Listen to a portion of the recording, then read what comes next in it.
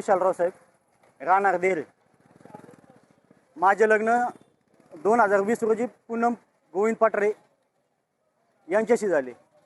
त्यानंतर पूनम पाटरे यांचे वडील गोविंद गंगाधर पाटरे यांनी माझ्यावरती पैशाचा दबाव टाकून माझ्याकडनं पैशाची मागणी करत असायचे.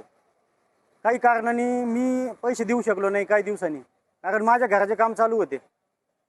त्यांनी वारंवार मला पैसे मागितले. मी त्यांच्या माझ्या होत्या त्या पद्धतीने मी त्यांना पैसे दिले.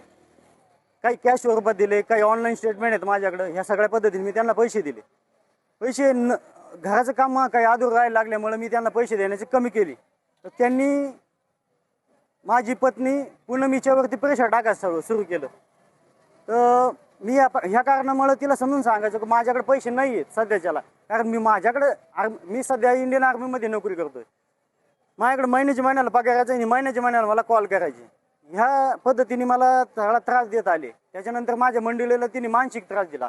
मानसिक त्रास दिल्यानंतर त्यांनी 2025 रोजी 26 एप्रिल 2025 रोजींनी घरी विषारी औषध प्राशन करून आत्महत्या करण्याचा प्रयत्न केला.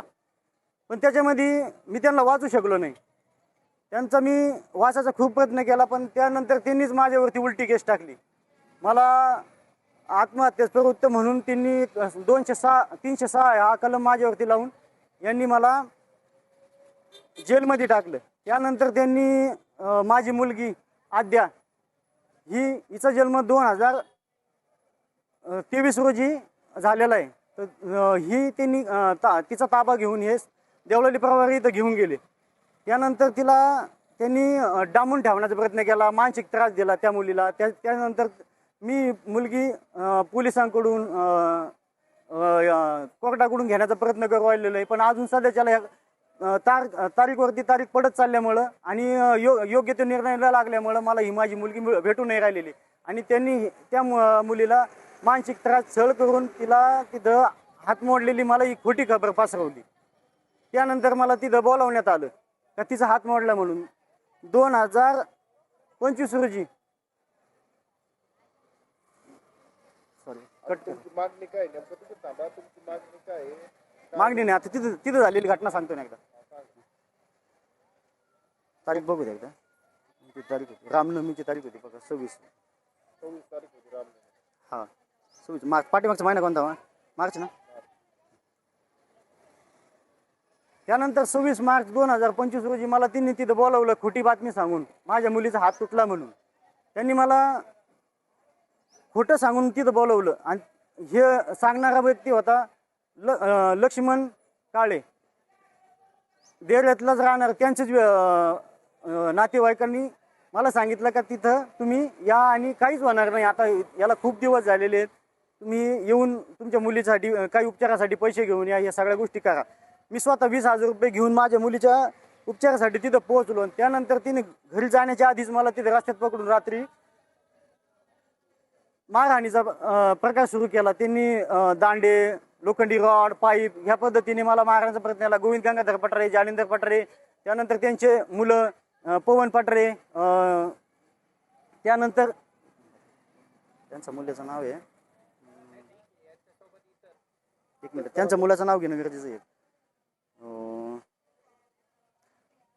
त्यानंतर त्यांनी चेतन पाटरे यांनी सगळ्यांनी मिळून मला माझी गाडी व मला घेऊन त्यांच्या घरी पोहोचले. मला तिथं मारहाण करीत वाईटरित्या मारहाण केली. गळ्याला गळफास दिला, मारायचा प्रयत्न केला, पूर्णपणे मारायचा प्रयत्न. मी सगळ्या गोष्टींना प्रतिकार करत होतो. पण ह्या गोष्टीमध्ये माझी सासू व माझे सासरे यांनी सगळ्यांनी मिळून मला जीवे मारण्याचा प्रयत्न केला. त्यानंतर त्यांनी तिथं पोलिसांना ही बातमी द्यावं लागेल म्हणून यांनी लिंब, मिरच्या काय असेल त्या सगळं घेऊन तिथं प्रकार दाखवला. ही त्या दिवशी तुम्ही न्यूज पाहिलेलीच असं नाही, ही सगळी खोटी न्यूज आलेली होती. त्यांनी चुकीचा माझ्यावरती गुन्हा दाखल केला, कुऱ्हाड वगैरे सगळं तिथं गाडी पैसे ठेवून. त्यानंतर जीव मारण्याचा प्रयत्न. आणि ज्याच व्यक्तीने मला सांगितलं होतं का बाबा ते माझ्या मुलीचा हात तुटलेला आहे, तू एकदा भेटायला जा म्हणून, त्याच व्यक्तीची ॲम्ब्युलन्स तिथं घेऊन आली. आणि त्याच्यानंतर मला पोलिसांच्या सहाय्याने ॲडमिट करण्यात आलं. ॲडमिट केल्यानंतर मी 8 दिवस हॉस्पिटलमध्ये ॲडमिट होतो. माझ्यावर जे खोटे गुन्हे दाखल झालेले याचा पोलीस प्रशासनाने योग्य तो तपास करावा.